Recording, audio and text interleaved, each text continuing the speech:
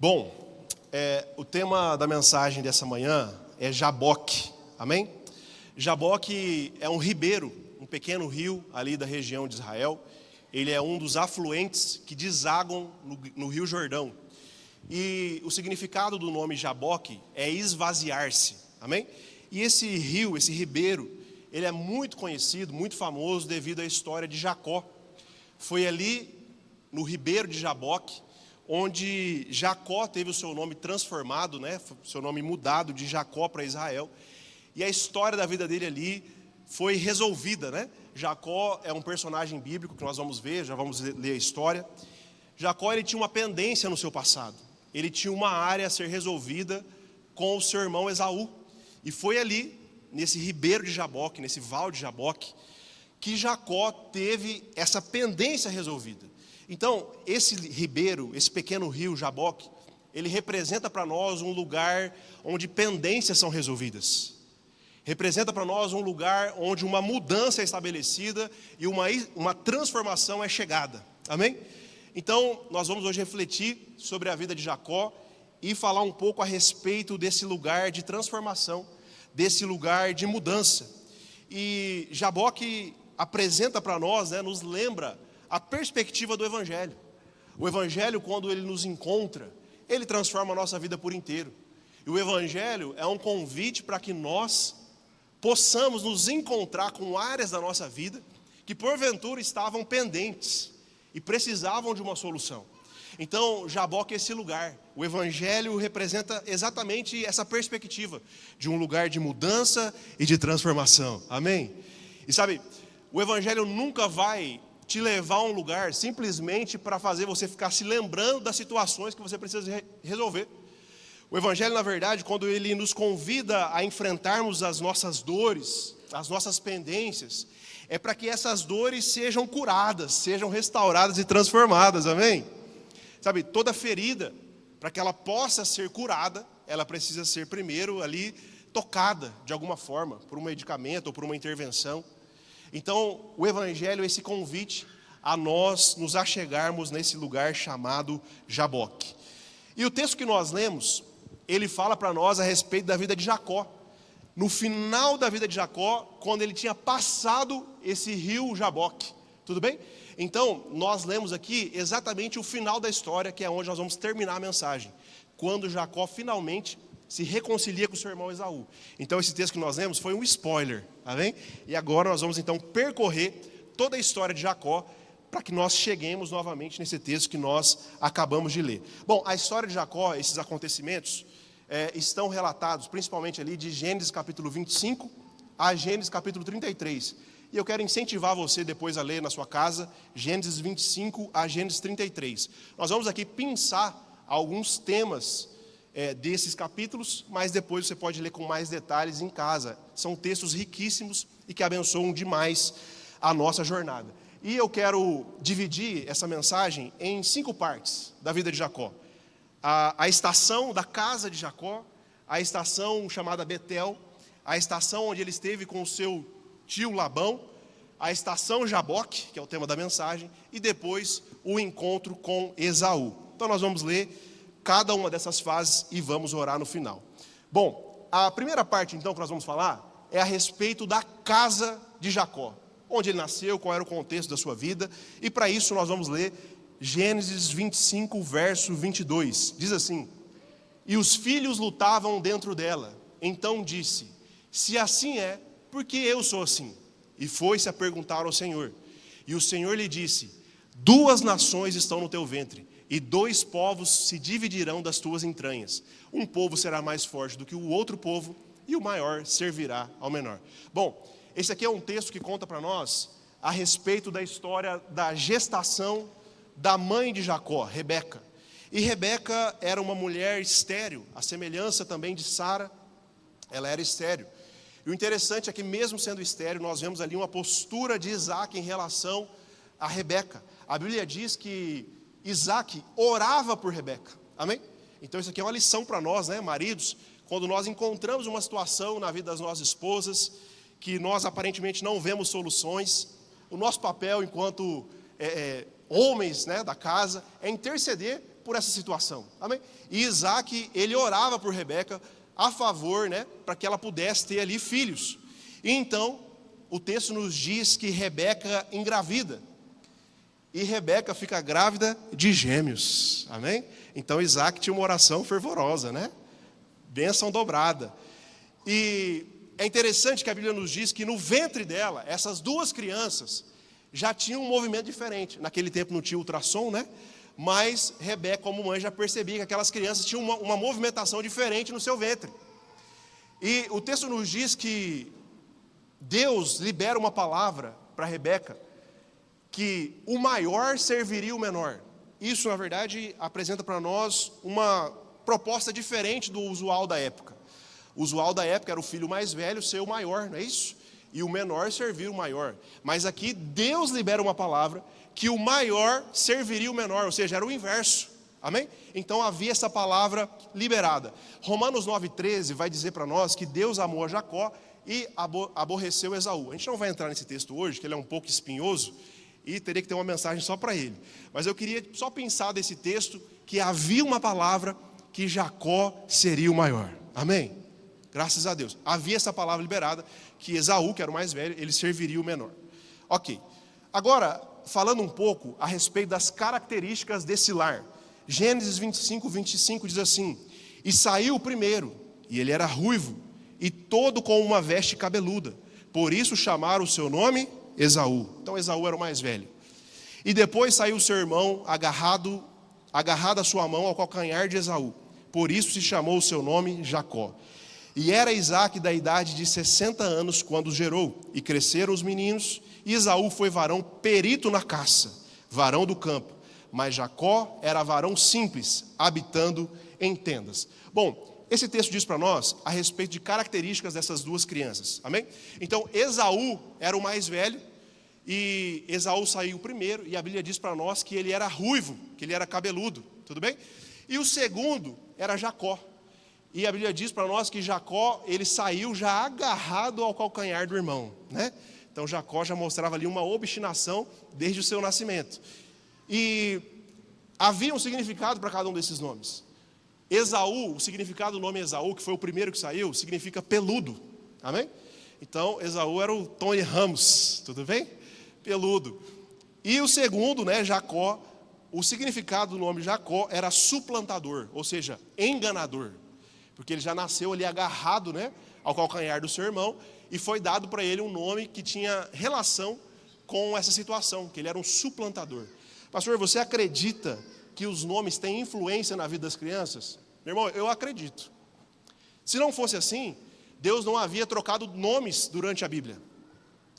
Abraão foi chamado de Abraão, amém? Então, eu creio que os nomes têm significado. Porém, até um certo momento. Porque a Bíblia vai dizer que se alguém está em Cristo, nova criatura é. Cristo é o ponto onde a nossa história, por mais que o nosso nome carregue um significado que não seja tão honroso assim, Cristo é o ponto de mudança. Se alguém está em Cristo, nova criatura é. Por isso que o seu nome em Cristo não te define mais. Por isso que em Cristo o seu temperamento não te define mais. Não, pastor, eu sou melancólico, eu sou meio assim. É assim mesmo. Não, em Cristo você não fica refém, inclusive, do seu temperamento. Cristo é o ponto de virada, Ele é o centro. Amém? Mas esses meninos tinham esse significado. Esaú significava peludo e Jacó suplantador. E eles tinham ali atribuições, né? Esaú, ele era caçador, né? Então Esaú desde pequeno frequentava a turma dos escoteiros. Depois ele foi para os legendários. Ele era caçador. E já Jacó, a Bíblia diz que ele era mais tranquilo e habitava em tendas, né? Então Jacó, ele era mais caseiro. Ficava ali em casa com a sua mãe, né? Curtindo ali a casa, aprendendo a cozinhar com a mãe, assistindo o Masterchef. Amém? Então, perfis diferentes. Enquanto Esaú ele era caçador, a Bíblia diz que Jacó era varão manso, que habitava em tendas. Tudo bem? E havia uma disfunção aqui. A Bíblia vai dizer que Jacó era o preferido de Rebeca, o mais novinho, né? Era o preferido de Rebeca, enquanto o pai gostava de quem? Do filho caçador, né? Então havia uma disfunção, e parece que isso era posto às claras, que Isaac preferia mais Esaú, e Rebeca preferia mais Jacó, era uma disfunção. Bom, aí tem um episódio muito famoso, que eu acho que todos vocês conhecem, que foi quando Esaú negocia a sua primogenitura. O que diz Gênesis 25, 29? Diz assim: certa vez, quando Jacó preparava um ensopado, Esaú chegou faminto, voltando do campo, e pediu-lhe: dê-me um pouco desse ensopado vermelho aí, estou faminto. Por isso também foi chamado Edom. Respondeu-lhe Jacó: venda-me primeiro o seu direito de filho mais velho. Amém? Bom, o que acontece? Esaú estava no campo, caçando, e Jacó estava em casa. Acontece que no final de um desses dias, Esaú retorna para casa, e ele estava faminto. E quando ele chega em casa, ele vê Jacó cozinhando, não é isso? Estava ali fazendo um ensopado vermelho. E ali ele pede um pouco do ensopado vermelho. E Jacó, você conhece a história, que Jacó fala assim: eu vou te dar um pouco da minha sopa aqui, mas eu quero que você me dê o direito de primogenitura. E aí a Bíblia nos diz que Esaú fala assim: poxa, isso aqui não vai me trazer grandes benefícios, então eu vou trocar minha primogenitura. E ali então a primogenitura é trocada. Esaú troca a primogenitura e Jacó passa ali a ser o primogênito. E em troca ele dá para ele um prato de lentilha. Bom, por que era importante a primogenitura? A primogenitura, ela tinha dois pontos muito importantes. A primogenitura falava a respeito de herança e liderança. O primogênito, ele recebia o dobro, porção dobrada da herança do pai. E também, ele era o responsável por liderar a família após o falecimento do pai. Então, naquele momento, Esaú está trocando e passando isso para Jacó. Nós temos aqui alguns aprendizados, né? Por mais que a situação foi embaraçosa, Jacó, ele sabia o que ele queria. Ele já nasceu obstinado. Desde pequeno, ele já nasceu agarrado ao calcanhar do irmão. E aqui na primeira oportunidade, ele já quis ali negociar a primogenitura. Então ele sabia o que ele queria, né? Segunda lição aqui: nunca tome grandes decisões quando estiver cansado. Esaú chega para sua casa, estava ali fadigado do dia de trabalho, e ali ele negocia princípios por privilégios momentâneos. E terceiro aprendizado aqui: nunca subestime o poder de uma sopa. Amém? Principalmente hoje, né? Um dia friozinho igual hoje, uma sopinha é muito bem-vinda. Bom, então ali a primogenitura foi trocada. Continuando, existe um outro episódio muito famoso da vida deles, que está lá em Gênesis 27, que é quando agora a bênção é passada para Jacó. Vamos ler Gênesis 27. Diz assim: então lhe disse: meu filho, traga-me da sua caça para que eu coma e abençoe. Jacó a trouxe e o pai comeu. Também trouxe vinho e ele bebeu. Bom, aqui em Gênesis 27, nós falamos que a história de Jacó está de Gênesis 25 a 33, amém? Nós estamos agora em Gênesis 27. Jacó já tinha pego a primogenitura, mas aqui é um episódio muito emblemático, onde o seu pai Isaac pede para Esaú. Isaac já estava avançado em dias, já estava idoso, prestes à sua morte, e ele pede para Esaú ir caçar um animal, porque ele era caçador, para que ele pudesse derramar a bênção dele sobre Esaú. E Esaú sai para caçar, e enquanto isso, Rebeca ouve a história. E como Jacó era o preferido dela, ela fala assim: Jacó, é o seguinte, vem cá, o seu pai vai abençoar Esaú. Pediu para ele caçar um animal. Vamos fazer o seguinte: vai ali, pega 2 cabritos, que a mãe vai fazer um ensopado para você, e você vai na frente, e você vai ser abençoado no lugar do seu irmão. Aí Jacó fala assim: mas como, mãe? Eu não sou peludo. Igual Esaú, meu pai, ele não vai aceitar isso. Aí ele vai, pega os animais, e Rebeca tinha um plano, né? Ela faz ali o ensopado, e ela pega ali aquele pelo de animal e coloca sobre Esaú. Não sei como ela fez isso, não sei se tinha super bonder na época, mas ela cola ali pelos em Jacó, e Jacó vai até o seu pai Isaac e oferece para ele um ensopado. E Isaac naquele momento fala assim: mas peraí, as roupas são de Esaú, o cheiro da roupa é de Esaú, o pelo é de Esaú, mas a voz é de Jacó.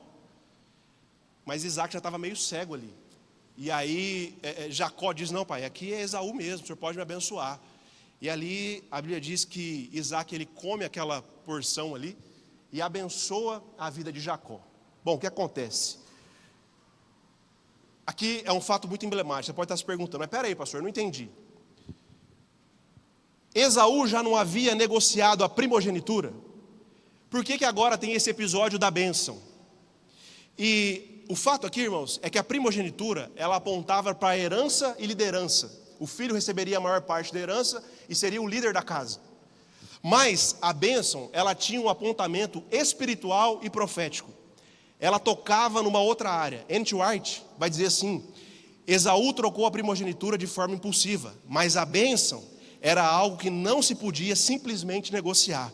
Era uma declaração de identidade e destino, dada pelo patriarca e inspirada por Deus.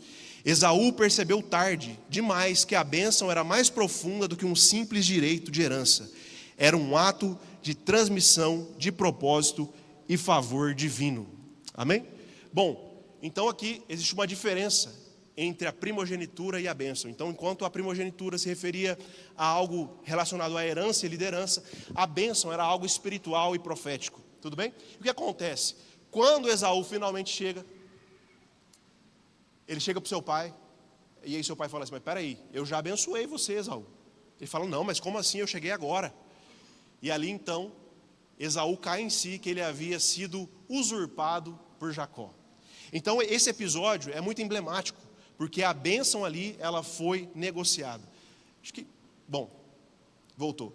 Agora vamos ler o verso 41 de Gênesis 27. Diz assim: e aborreceu Esaú a Jacó por causa daquela bênção, com que seu pai o tinha abençoado.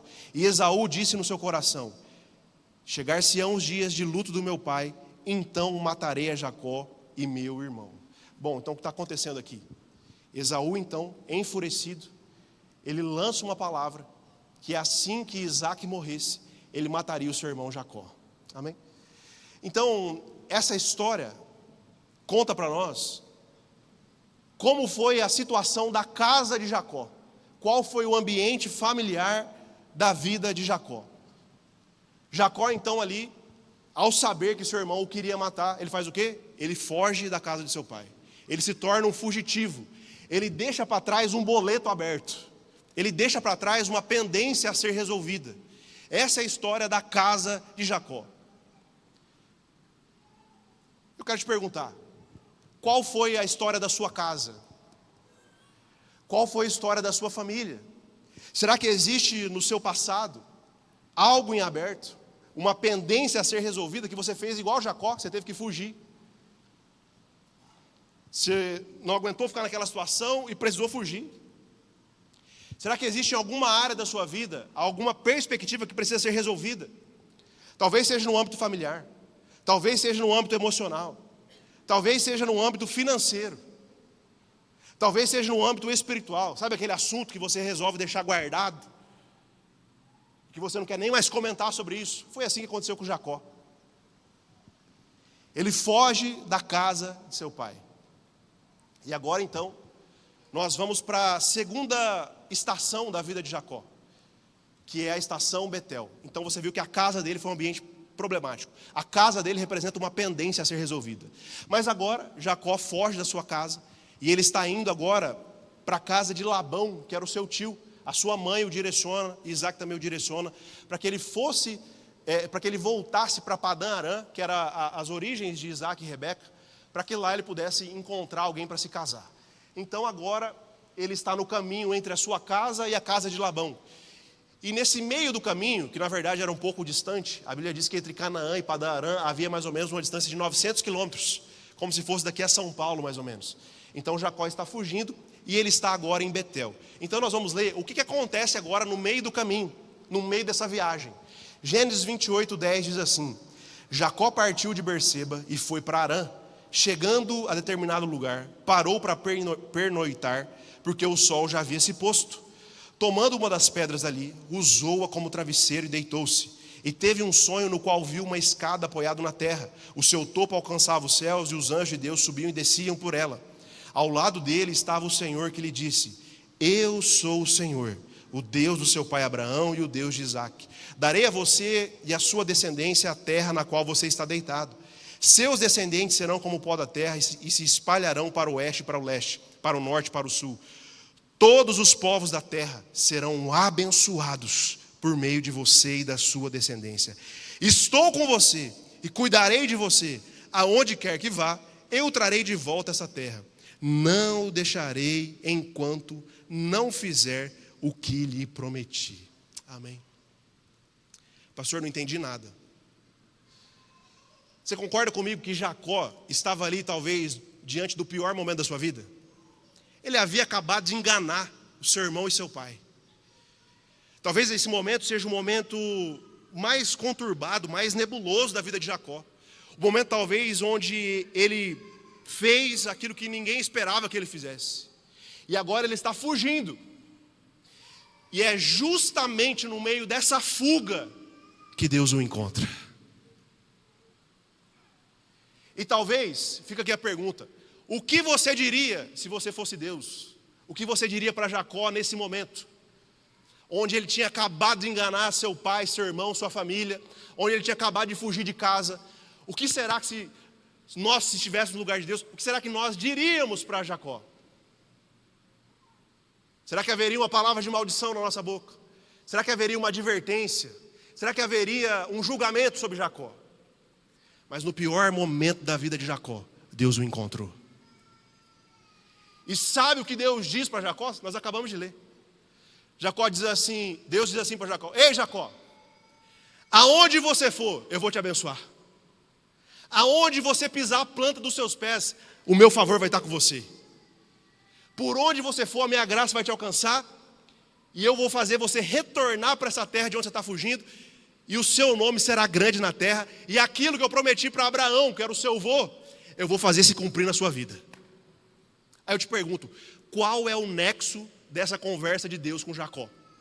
Porque aparentemente Jacó, o que ele merecia ali, irmão, era o quê? Talvez um fogo descendo do céu. Talvez era um puxão de orelha. Talvez era uma palavra de maldição. Mas no pior momento da vida de Jacó, Deus tinha palavra de bênçãos para derramar sobre a vida dele. Isso é o que, irmãos? Graça. Nós temos o entendimento errado que a graça começou só na nova aliança. Durante toda a antiga aliança, Deus foi sempre o mesmo. Ele é o mesmo ontem, hoje, eternamente. Nós vemos porções de graça sendo derramadas, inclusive na antiga aliança. É óbvio que Cristo foi a revelação perfeita, Ele é a imagem exata de Deus. Mas o nosso Deus sempre foi bondoso e amoroso. E nos piores momentos da nossa história, Ele derrama graça sobre a nossa vida. Quero te perguntar, trazendo agora para o chão da vida, né? O que você diz para o seu marido no pior dia da vida dele? E você, marido, o que você diz para sua esposa no dia que ela pisou na bola? O que nós, enquanto pais, dizemos para os nossos filhos quando chega um boletim vermelho em casa? Ou quando ele é mais novinho e não empresta o brinquedo para o amigo? Nós o chamamos pela sua identidade, quem ele realmente é em Cristo, ou pela circunstância contingencial daquele momento? A Bíblia nos inspira a enxergarmos a real essência das pessoas, como Cristo as vê. E naquele momento, por mais que eu e você pudéssemos julgar que Jacó era um salafrário, um safado, um sem vergonha, Deus o abençoa no pior momento da sua história. Foi comigo que foi contigo assim. Deus nos encontrou quando ainda éramos pecadores.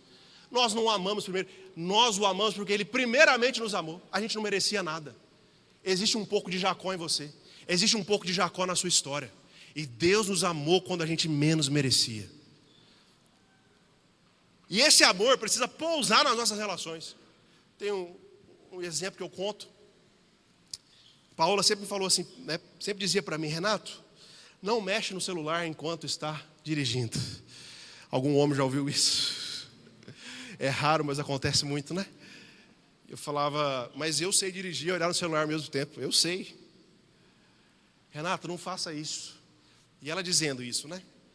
Teve um grande homem de Deus, foi Luiz Hermínio, que já disse, né? Quando você não puder ouvir o Espírito Santo, ouça a sua esposa.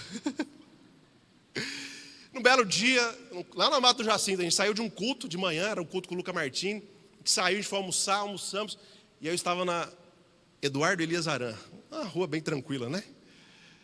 E aí eu fui fazer o quê? Eu fui mexer na música do celular.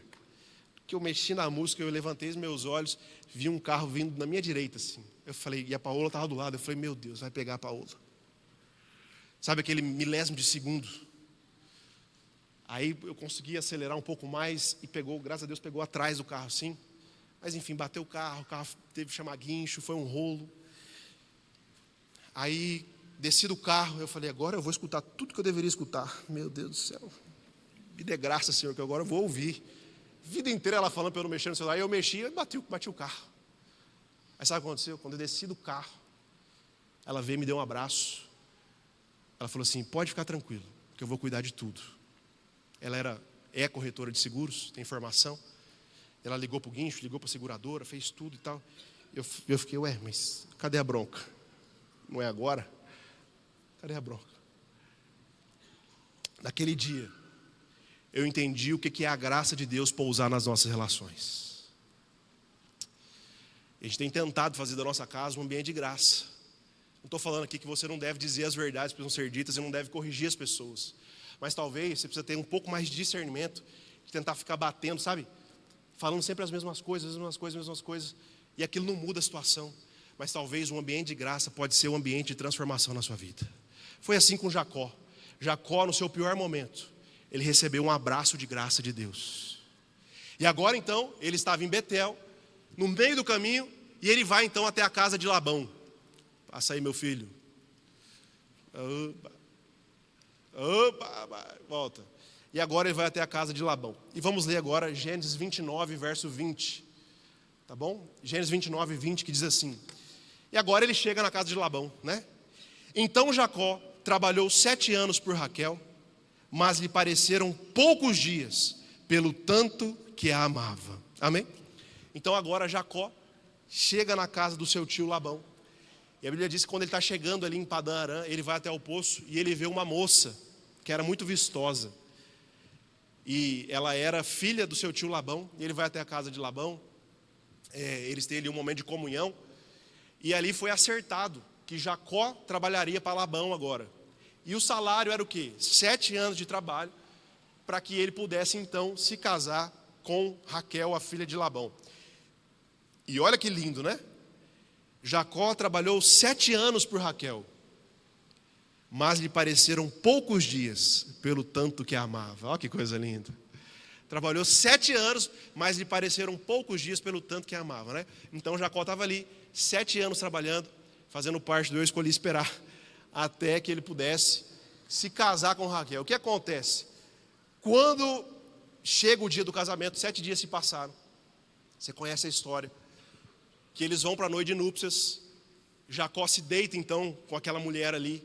E no outro dia pela manhã, quando o sol raia, ele fala assim, mas peraí, essa aqui não é Raquel, era Lia.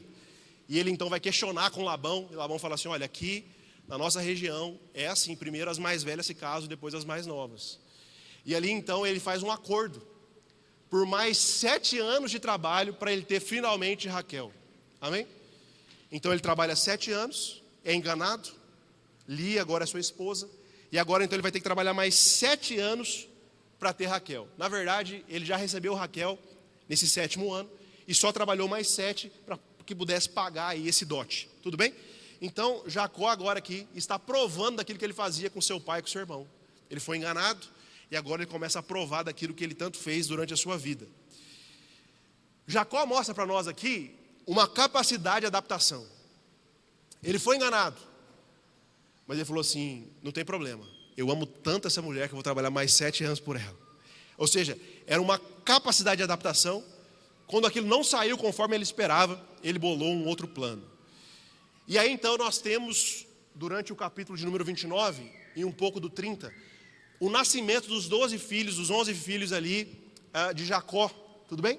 Então nós vamos ver ali o nascimento dessas 12 crianças que vão ser futuramente as 12 tribos de Israel. Então, se decorre ali no capítulo 29 e 30, toda essa história. Alguns fatos importantes aqui. Enquanto Jacó trabalhava ali para Labão, a Bíblia diz que Jacó prosperou muito, mas Labão também prosperou muito. E Labão reconhece que ele era abençoado por causa da vida de Jacó. Ele soube reconhecer que a bênção que estava sobre o rebanho dele, sobre as propriedades dele, era porque Jacó estava lá. E acontece algo importante aqui. Jacó ele trabalha 14 anos para Labão. Mas então ele tem finalmente um insight, que ele deveria agora começar a trabalhar para si. Então nós vemos ali que há uma mudança, um desejo por mudança. Ele fica 20 anos ali, 14 anos trabalhando para Labão e depois mais 6 anos trabalhando para si. E ele começa então agora a ter uma conversa com Labão, que ele deveria ter um salário para si agora, né? E começar a construir riqueza para a sua família. Bom, nós vemos então esse desejo de mudança de Jacó. Passou a estação dele trabalhar para Labão, agora ele quer começar a trabalhar para si e a empreender para si. Podia ser uma espécie de empreendedorismo ali, né? E algo importante dessa situação, que eu queria que você entendesse, é que na casa de Labão, Jacó havia prosperado muito. Pode voltar aí, meu filho. Dá para voltar? Bom, deixa assim mesmo. Na casa de Labão, ele havia prosperado muito. Amém? Cadê, ó? Deixa eu voltar aqui para que vocês possam entender. Ele está agora na casa de Labão. E na casa de Labão, ele havia prosperado muito. A bênção de Deus estava ali com Jacó. Ele havia enriquecido muito, havia enriquecido Labão. Tudo bem? Só que havia uma pendência do passado. Você lembra da pendência? Eu quero que você entenda algo. Que o sucesso em uma área não significa aprovação em todas as outras. Gênesis 31, verso 3 diz assim: e o Senhor disse a Jacó: volte para a terra de seus pais e de seus parentes, e eu estarei com você. Então o que está acontecendo aqui? Jacó está prosperando demais. Ele está enriquecendo demais. Ele tem muitos gados. Sua família está próspera. Tem 12 filhos. Ele era um case de sucesso. Talvez o nome de Jacó estivesse na Forbes da época. Talvez ele estivesse dando entrevista em podcast do quanto que ele prosperou financeiramente. Mas havia uma pendência lá atrás. E enquanto todo mundo talvez aplaudia Jacó, Deus lembrou para Jacó: ei Jacó, volte para a terra de seus pais e de seus parentes, e eu estarei com você. Sabe por quê, irmãos? O sucesso em uma área não significa aprovação em outras. Talvez você esteja hoje provando de sucesso na sua área financeira, na sua área profissional, assim como Jacó. Mas talvez Deus já esteja falando no seu coração a respeito de situações que você precisa resolver. O seu sucesso profissional não quer dizer que Deus está aplaudindo aquela pendência que falta você resolver. Até porque finança, a área financeira, não é o fator definidor que você é abençoado ou não. Tem gente que nem conhece a Cristo, mas progride financeiramente. Por quê? Trabalha. Tem princípios. Então os aplausos em algumas áreas da nossa vida não significa que Deus está aprovando outras. E Deus está falando para Jacó: ei Jacó, legal que você prosperou. Bacana que você está progredindo. Mas existe uma área que eu quero tratar na sua vida. E talvez hoje esse seja um direcionamento que Deus está dando para alguns de nós. Sobre situações que nós precisamos resolver. Amém? E o que acontece? Gênesis 31, verso 3, diz assim: e o Senhor disse a Jacó: volte para a terra dos seus pais. Aí no verso 20, diz assim: foi assim que Jacó enganou a Labão, o arameu, fugindo sem lhe dizer nada. Aí nós vemos ali, nesse capítulo, que Jacó então ele quer voltar para sua terra natal agora. Mas ele junta ali as suas mulheres, os seus filhos, seus rebanhos, e ele vai para a sua terra natal agora, só que fugido de Labão. Ele não se despede de Labão. Sabe o que eu aprendo aqui? Que é possível nós reagirmos errado a uma direção divina. Você concorda comigo que era uma direção divina Jacó voltar para sua terra? Concorda comigo? Só que a Bíblia diz que Jacó fez isso enganando Labão sem se despedir dele. Então é possível nós reagirmos de maneira equivocada ou errada a uma direção que Deus já nos deu. Não, pastor, mas Deus me deu uma palavra que eu tenho que fazer isso e tal coisa. Não, mas Deus já me disse que eu preciso fazer isso, aquilo, outro. E talvez a dúvida não esteja no fato de Deus dizer para você ou não, Mas talvez você esteja reagindo a essa palavra de uma maneira equivocada, assim como Jacó fez. A Bíblia diz assim o quê? Que foi assim que Jacó enganou a Labão, fugindo sem lhe dizer nada. Então não é só sobre o que fazer, mas é como fazer, no tempo certo de fazer, da maneira correta de se fazer. Porque é possível nós reagirmos de maneira equivocada a uma palavra que foi liberada. Talvez é a nossa ansiedade de querer resolver tudo muito rápido, não é isso? Talvez é o nosso desejo de não pedir ajuda. Talvez é o nosso ímpeto de querer pela força do nosso próprio braço, e parece que isso era próprio a Jacó, né? De tentar resolver tudo na força do seu braço. De tomar decisões que estavam debaixo de uma direção divina, mas da maneira incorreta. E Jacó faz isso. Isso, irmãos, não descredibiliza a palavra, mas nos convida a refletir sobre os nossos métodos. Então talvez hoje seja amanhã de nós refletirmos a respeito dos métodos que nós temos usado na nossa vida. Como é que você está fazendo? De qual forma você está fazendo? De que maneira você está fazendo?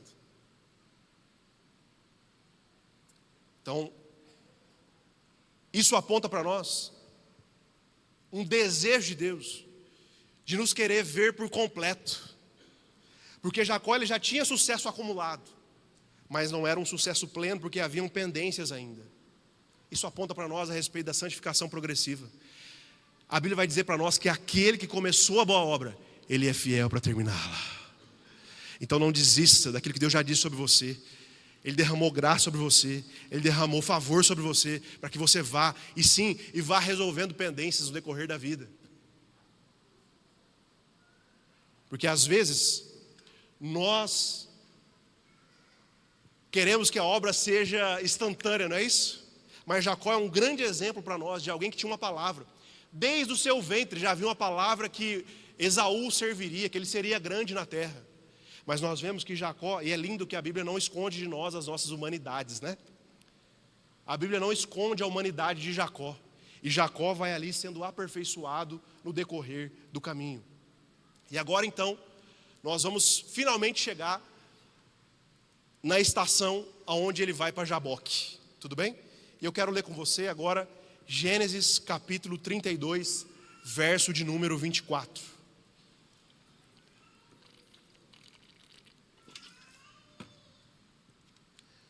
Então, só recapitulando aqui, Jacó na sua casa tinha uma pendência, na estação da sua casa tinha uma pendência. Em Betel, ele recebe o favor de Deus, quando menos merecia. Na casa de Labão, nós vemos ali uma mudança de mentalidade e Deus apontando um desejo para que ele voltasse para se reconciliar com seu irmão Esaú. E agora ele chega finalmente no rio Jaboque, uma estação onde ele vai ter um encontro sobrenatural com a presença de Deus e a sua vida vai ser tocada. Então vamos ler Gênesis 32, verso número 24, diz assim: e Jacó ficou sozinho, diga comigo, sozinho. Então veio um homem que se pôs a lutar com ele até o amanhecer. Quando o homem viu que não poderia dominá-lo, tocou na articulação da coxa de Jacó, de forma que lhe deslocou a coxa, enquanto lutavam. Então o homem disse: deixe-me ir, pois o dia já desponta. Mas Jacó lhe respondeu: não te deixarei ir, a não ser que me abençoes. O homem lhe perguntou: qual é o seu nome? Jacó, respondeu ele. Então disse o homem: seu nome não será mais Jacó, mas sim Israel, porque você lutou com Deus e com homens e venceu. Prosseguiu Jacó: peço-te que digas o teu nome. Mas ele respondeu: por que pergunta o meu nome? E ali o abençoou. Amém. Então agora Jacó, ele tem um período ali de reconciliação com Labão, e finalmente Labão abençoa Jacó e suas filhas para saírem da sua casa, e ele está indo agora, voltando para sua terra natal, e no meio da sua volta, do seu retorno para sua terra natal, ele tem esse momento ali no vale de Jaboque, ou no rio Jaboque. O que acontece? O capítulo de número 32 é um capítulo muito rico. Nós vemos que Jacó ali então, ele sabia que ele teria que voltar para ter um encontro com Esaú. E esse encontro não era um simples encontro. Você vai se lembrar que Jacó fugiu de casa debaixo de uma palavra que ele seria morto. Esaú havia jurado Jacó de morte. Esaú havia prometido que assim que Isaac morresse, ele mataria Jacó. E agora se passaram então 20 anos. E Jacó então está voltando para sua terra natal para ter um encontro com Esaú. Eu queria que você se colocasse no lugar de Jacó. Imagina você, 20 anos depois, você vai voltar para sua terra natal para se encontrar com seu irmão Esaú, que havia prometido que ia te matar. Como que você acha que estava o coração de Jacó? Jacó, obviamente, estava apreensivo. E nós vemos na narrativa ali de Gênesis 32, essa apreensão sendo demonstrada. O que Jacó faz? Jacó fala assim, bom, eu vou fazer algo. Eu sou muito rico, tenho muitos gados. Eu vou enviar presentes para Esaú. E o texto nos diz que Jacó envia os seus servos para irem até Esaú e envia para ele presentes, animais, gados, etc. E aqueles mensageiros voltam para Jacó e dizem assim, Jacó, é o seguinte, Esaú está vindo aí com 400 homens. Aí imagina o coração de Jacó. Ele ficou desesperado. E a Bíblia diz que naquele momento, ele é avisado que Esaú vem. E ele tem uma estratégia, ele divide a sua família em 2 grupos. Ele fala assim, se Esaú vier e matar uma parte, pelo menos outra sobrevive. Ele divide a sua família em 2 grupos. E ali nós vemos Jacó quebrantado diante do Senhor. Ele começa a orar a Deus e rogar misericórdia para que Esaú não o matasse. E ele envia presentes ali, ora ao Senhor. E o que ele faz? É um texto muito interessante. Naquele ribeiro do Jaboque, né, era um rio bem tranquilo de ser passado a pé. Ele passa toda a sua fazenda, todos os seus animais, todos os seus filhos, todas as suas esposas. E a Bíblia diz que naquele momento Jacó ficou sozinho. A Bíblia não diz se ele passa o ribeiro ou não, mas a Bíblia diz, aponta que ele ficou ali sozinho. Fato é que Jacó agora está na iminência de reencontrar uma pendência do seu passado de 20 anos atrás. Tinha acumulado sucessos, mas havia uma pequena pendência que precisava ser resolvida. Pequena não, né? Uma grande pendência. Então, Jaboque representa para nós o lugar onde nós nos colocamos quebrantados diante de Deus para que alguma situação na nossa vida seja transformada. Amém? O teclado pode subir? E aí o que acontece? A Bíblia diz que quando Jacó está ali orando com Deus, a Bíblia diz que aparece um homem. Amém? Ali aparece um homem. E existe algumas possibilidades, né, a respeito de quem era esse homem. Obviamente não era um homem de carne, né, um homem natural. Mas existem algumas possibilidades mais correntes. Havia a possibilidade de ser um anjo, havia a possibilidade de ser Deus, e alguns dizem que era uma figura que não se pode dizer com certeza quem era. Mas fato é que, talvez a corrente que mais é assimilada, né, é que aquele homem que aparece, ele era um anjo. Aí tem a famosa música, né? Jacó segurou um anjo e não quis soltar. Você conhece, né? E essa possibilidade, ela é bem aceita, porque Oséias 12:14, falando sobre esse texto, diz para ele que, Oséias 12:14 diz que Jacó lutou com um anjo.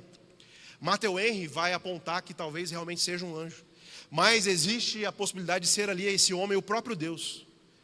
Uma aparição de Deus ali no Antigo Testamento, que é conhecido como teofania, Deus se manifestando em forma humana. Isso também é bem aceito, porque no verso 30, o próprio Jacó diz assim, eu vi Deus face a face. Tim Keller, por exemplo, é adepto dessa corrente. E tem uma terceira possibilidade de ser uma figura ambígua, que não se pode dizer quem era de fato, porque tanto Oséias diz que era um anjo, e também Jacó diz que era o próprio Deus. Então, essa terceira possibilidade, essa terceira corrente diz que não se pode dizer quem era esse homem. Karl Barth vai dizer que essa terceira possibilidade é a mais corrente. Eu acho essa última possibilidade a mais coerente, porque Oséias fala que era um anjo e o próprio Jacó fala que era Deus. Mas qual você gosta mais, pastor? Eu gosto mais da do anjo. Por quê? Por causa da musiquinha. Me dá a minha bênção para depois subir. Me dá a minha bênção para depois subir. Mas fato é que Jacó tem um encontro com Deus ali. Seja em forma de anjo, ou seja em forma, o próprio Deus, uma teofania ali. Jacó tem esse encontro com Deus. E a Bíblia diz que Jacó luta com o anjo, segura no anjo. Parece que o seu nascimento já era um prelúdio, né? Ele nasceu agarrado ao calcanhar do seu irmão, e agora ali ele está segurando o anjo. E a Bíblia diz que ele lutou com o anjo a noite toda. Lutou com o anjo a noite toda.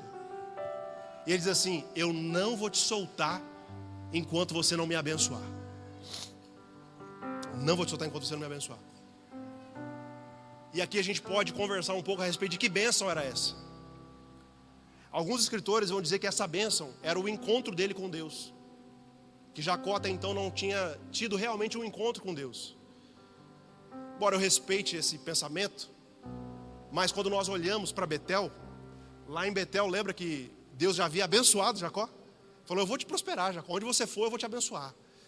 Então me parece aqui que essa bênção que Jacó estava pedindo era uma bênção contingencial, circunstancial, para que ele pudesse encontrar Esaú debaixo de paz.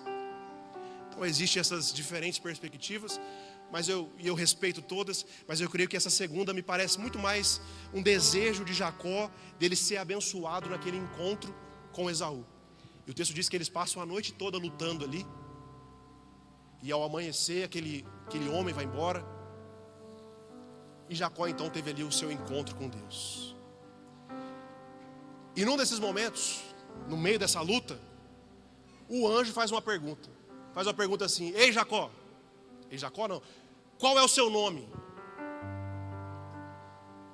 Na verdade, não é que o anjo não sabia qual era o nome dele, mas na verdade ali era o desejo de Deus que Jacó reconhecesse quem ele era. E quando ele diz: eu sou Jacó, o que ele estava querendo dizer? Eu sou Jacó, eu sou um enganador, eu sou um usurpador, eu sou um suplantador. Então quando o anjo pergunta qual era o seu nome, não é porque ele não sabia o nome de Jacó, mas é para que Jacó reconhecesse que não só o seu nome, mas toda a sua história foi marcada por engano atrás de engano. Primeiro ele engana o seu irmão, depois ele engana o seu pai, depois ele engana o seu tio Labão. E agora finalmente ele está diante do momento mais complexo da sua história, prestes a encontrar Esaú. E ele reconhece diante de Deus: eu sou o enganador. Toda a minha história foi baseada no engano. Havia uma palavra de Deus sobre a minha vida, que eu seria grande, mas eu meti os pés pelas mãos. Eu fiz tudo errado. Eu roubei a primogenitura do meu irmão, eu roubei a bênção do meu pai, eu enganei Labão, saí fugido de lá. Embora Deus tivesse me dado uma palavra, eu fiz tudo errado. Deus, e talvez hoje você esteja nessa situação. Talvez Deus tenha dito desde a sua infância que Ele tinha um grande plano na sua vida. Talvez você recebeu palavras, promessas, que Deus tinha algo grandioso com você. Mas se vendo hoje diante do Senhor, você vai olhar e falar assim: o que eu fiz com as palavras que Deus liberou sobre a minha vida? Talvez você tenha pego caminhos errados. Talvez você não tenha feito as melhores escolhas, às vezes até tentando acertar. Porque a maioria das vezes a gente não erra de maneira intencional. Às vezes acontece, né? Mas muitas vezes nós erramos tentando acertar. Talvez hoje você se encontre exatamente nessa situação, onde você precisa reconhecer que aquilo que Deus disse sobre você lá atrás, você não soube lidar com isso da melhor forma. E você não soube conduzir a sua história da melhor forma. A ponto de que hoje você se quebranta diante do Senhor e fala assim: Senhor, eu fiz muitas escolhas erradas. E ali então, o anjo troca o nome de Jacó. Diz assim: Jacó, agora o seu nome não será mais esse, mas o seu nome será Israel, aquele que lutou com Deus. Sabe, me parece que essa troca de nome revela também uma mudança no coração de Jacó. Aquele menino que correu atrás de tentar fazer tudo sozinho, de tentar resolver tudo na força do seu braço, de enganar seu irmão, de enganar seu pai, de enganar seu sogro. Agora ele se coloca diante de uma situação onde ele reconhece que se não for pela graça de Deus, se não for pela misericórdia de Deus, rogando a bênção dele para pacificar suas relações, as coisas não andariam de maneira correta. E parece que esse Jacó agora está quebrantado. Agora Israel, aquele que buscou em Deus, foi buscar em Deus, finalmente algo que poderia, de fato, transformar a sua história. Eu fiquei pensando no tema dessa mensagem, coloquei Jaboque, mas poderia ser também eu, Jacó. Porque muitas vezes, na minha história, eu me identifiquei tanto com Jacó, que mesmo tendo palavras, promessas, por vezes eu tentei acertar, mas peguei caminhos errados. Por vezes pisei na bola. E no momento que eu achava que Deus ia me descartar, Ele me encontrou em Betel. Abençoa a sua história, Renato. Eu continuo acreditando em você. Eu não desisti do que eu tenho na sua vida. E talvez eu me identifique tanto com Jacó, porque Jacó parece que viveu a vida dele na força do braço dele, não é isso? E agora está dependente do Senhor. Talvez você se identifique com Jacó também em alguma perspectiva. Eu me identifico também com Jacó nessa perspectiva do esforço. Talvez você me perguntar assim: pastor, você se acha inteligente? Eu vou ser sincero para você e falar que não. Não me acho inteligente. Mas eu sempre fui o quê? Um pouco de Jacó. Eu sempre fui esforçado. Então eu conseguia tirar a diferença pelo esforço. Foi sim, vestibular, carreira. Enquanto às vezes os outros estavam se distraindo, eu estava lá esforçado, parecendo Jacó, né? Lutando, tentando fazer tudo sozinho. E eu tirava a diferença no esforço. E aí eu me vi igual Jacó, tendo que reconhecer que apesar dos meus esforços, que apesar das minhas tentativas, que apesar do meu sucesso em outras áreas, existiam situações que por mais que eu me esforçasse, eu não era capaz de resolver aquilo. E eu não era capaz de chegar nas melhores decisões. E eu me vi como Jacó, em algumas áreas da minha vida, falando assim: Senhor, eu desisto de tentar. Eu desisto de tentar segurar no calcanhar das possibilidades. Eu desisto, Deus, de tentar segurar no calcanhar daquilo que eu acho que é o correto. Eu desisto e eu quero soltar a minha mão, para que eu possa finalmente me tornar Israel e ser dependente da tua graça somente. Sabe o quanto de Jacó existe em você? O quanto você tenta lutar sozinho. Talvez você seja habilidoso, talvez você seja criativo, talvez você seja empenhado, mas talvez está sendo tudo igual Jacó, tudo segurando pelo calcanhar, para buscar. E aí sabe o que acontece? A gente chega em algum momento da nossa vida, que a gente vê que mesmo pelos nossos próprios esforços, a gente não conseguiu chegar no resultado que gostaria. E é nesse momento que a gente tem que segurar o anjo e falar assim: Senhor, eu não quero mais viver minha vida assim não. Eu quero viver debaixo do teu favor. Sabe, o favor é uma estação onde a gente não vai pela frente porque a gente é esforçado, mas é porque Ele nos coloca em alguns lugares. E Jacó teve que enfrentar esse momento. A pergunta hoje é: quanto de Jacó habita em você? E ele reconhece ali, né? Talvez você esteja acumulando sucesso em algumas áreas da sua vida, mas talvez Deus esteja te chamando para retornar e resolver algumas pendências. De Jacó era de 20 anos atrás. Quanto tempo faz que você não olha para áreas da sua vida que precisam ser resolvidas?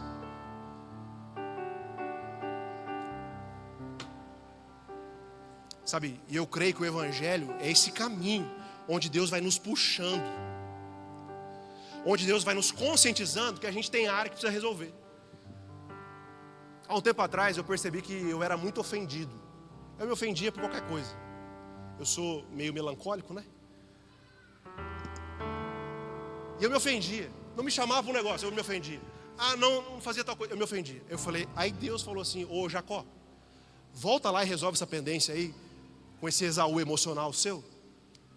Eu falei, Deus, mas eu tive que tocar na ferida e reconhecer o quanto meu coração era ofendido.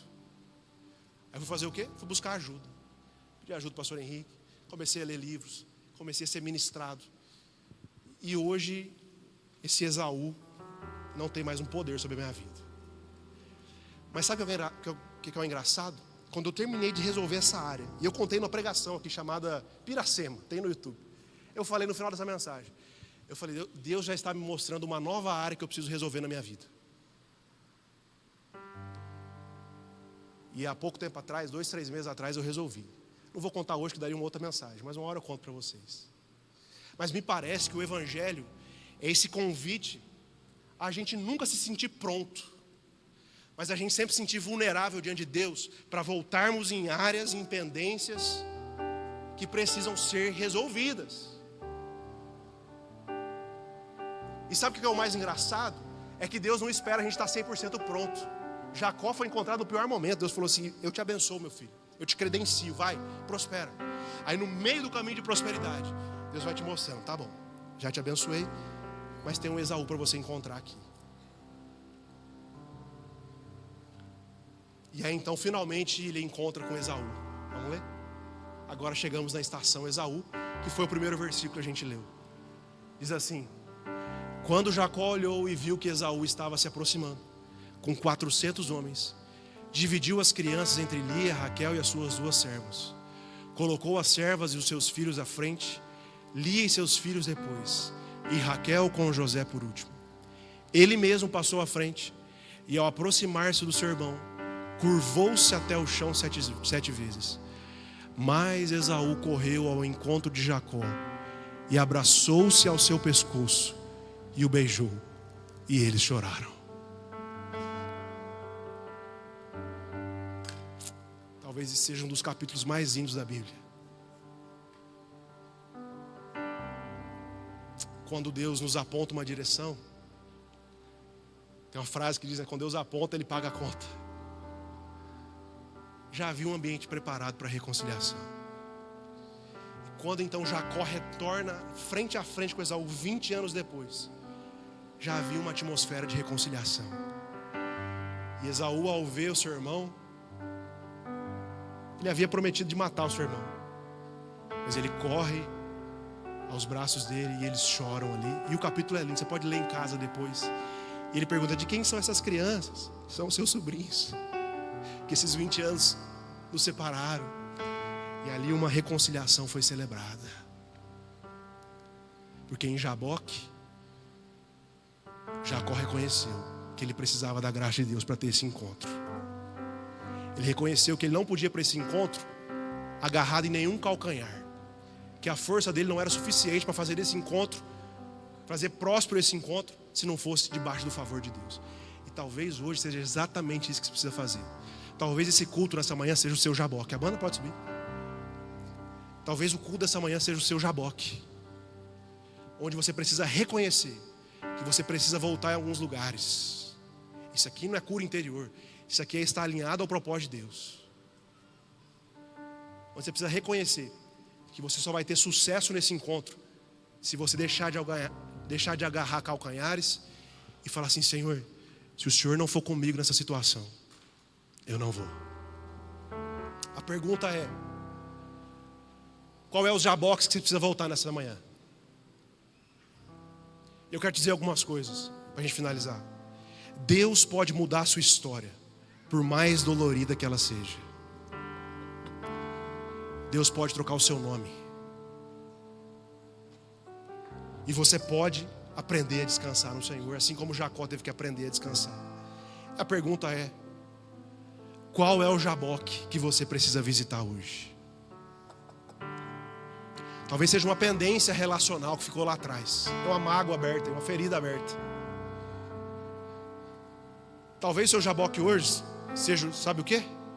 A sua fatura do cartão de crédito. Que você precisa abrir, ler linha por linha e ver que você está sendo irresponsável com algumas situações. Pastor, não quero nem ver a fatura. Deixa esse jaboque para lá. Talvez, debaixo do favor de Deus, seja um momento de você visitar a sua fatura do cartão e ver que talvez o devorador não seja o capeta, talvez seja o iFood, talvez seja a Shein, talvez seja os passeios, talvez seja um jaboque. Sabe por quê? Porque o Evangelho não é só para a gente ficar adorando a Deus. O Evangelho nos toma por inteiro. E a nossa vida, as nossas pendências vão sendo resolvidas. Talvez o seu jaboque seja um perdão que você precisa liberar para alguém. Talvez o seu jaboque seja você visitar o médico e dizer para ele que você está sentindo algo que você está escondendo e achando que não está sentindo, para não ter que enfrentar de frente esse jaboque. Talvez o seu jaboque seja fazer um exame que você está evitando fazer. Talvez o seu jaboque seja uma conversa de WhatsApp que está 5 meses sem você responder.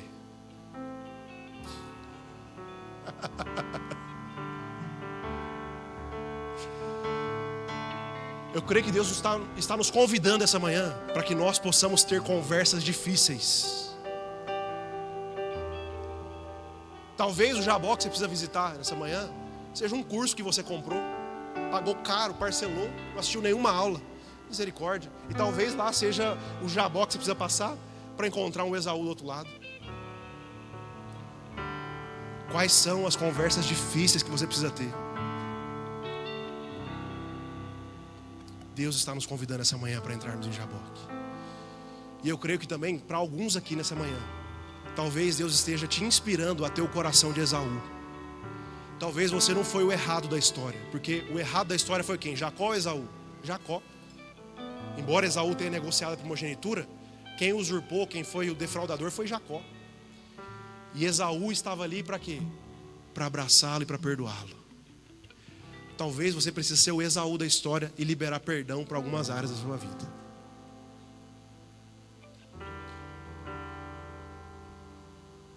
Será que você não precisa ser o Esaú de ninguém nessa manhã também?